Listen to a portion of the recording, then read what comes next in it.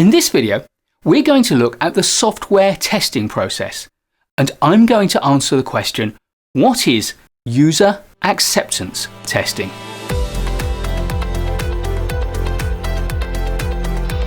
There are many types of software testing, and each project manager, product manager, software engineer is going to select different testing types to suit the needs of their product and their project and the culture within which they're working.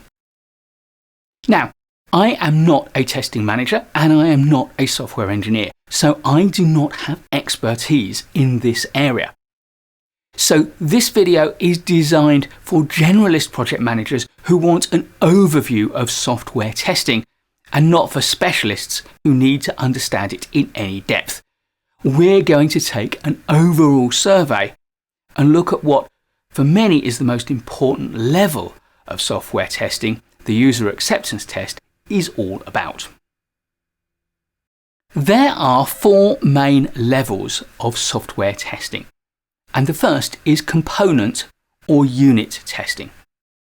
And as its name suggests, this is all about testing individual components to make sure they work as designed on their own. The second type of testing is integration testing, and this is where we put components together in logical groupings or chains to make sure they continue to work as expected when connected up to other existing or new components. Third is system testing. This is when we put all of the components, the new and the pre-existing components together to form the full system that will be operating, and we test it to make sure the whole thing works properly.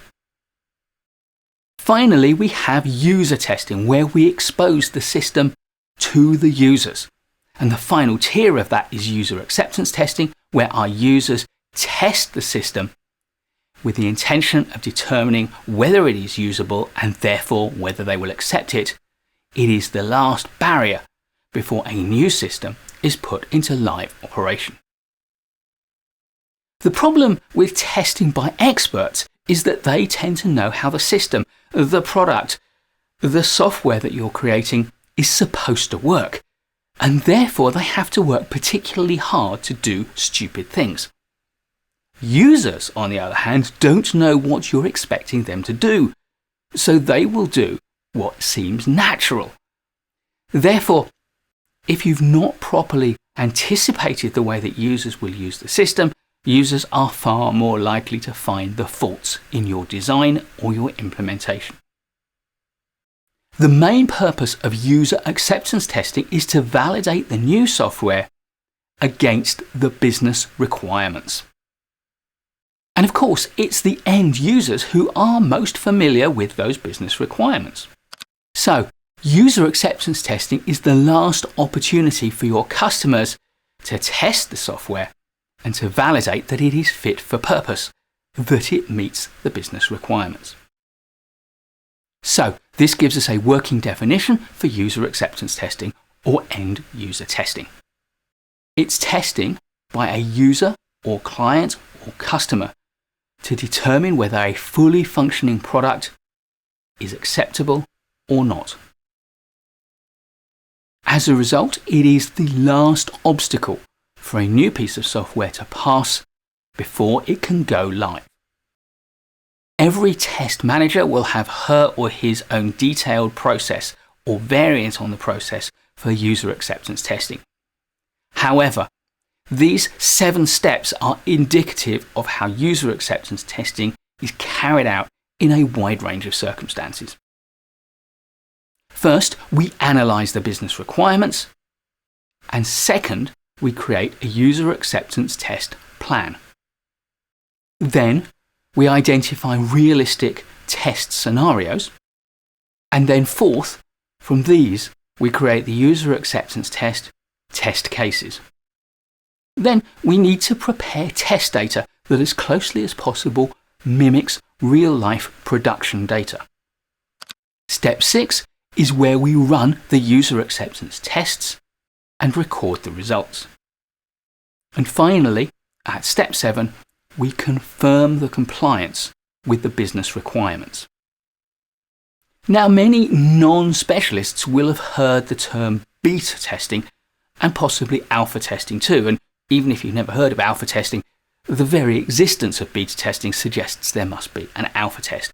So how do alpha and beta testing differ from one another and from user acceptance tests? Alpha and beta testing are primarily about rooting out the very last bugs in a tested software product. They do this in a real user environment to give the development team the closest possible understanding of how their software will perform in the real world. Alpha testing is a form of internal acceptance testing. It can either be the final stage of a system test or the first stage of a user test. In the first case, where alpha testing is the last part of systems testing, it's usually carried out by the software quality assurance or testing teams. They're looking for the final bugs that they can remove before exposing it to real users.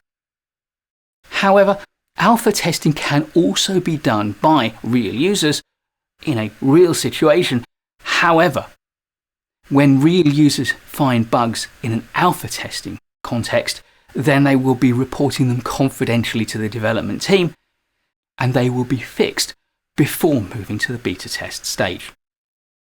Beta testing follows alpha testing. And beta testing is the final stage of testing before the user acceptance test, and it is testing by users in a real-world environment. The difference is that user acceptance testing is all about the user determining finally whether the product can be accepted or not, whereas beta testing is allowing the users to use the product in a real environment to find the very last flaws and faults and bugs before the product is exposed to the final user acceptance test. So, to conclude, user acceptance testing is not about finding bugs, as alpha testing and beta testing are. User acceptance testing is verifying that there are no more important bugs to be found and that the product is ready for the live environment. Once the user acceptance test is complete, the team will get sign-off for the go live. Please do give this video a like if you've enjoyed it or learned from it. I'll be creating loads more great project management content for you, so please do subscribe to the channel and hit the notification bell so you don't miss any of it. And I'll look forward to seeing you in the next video.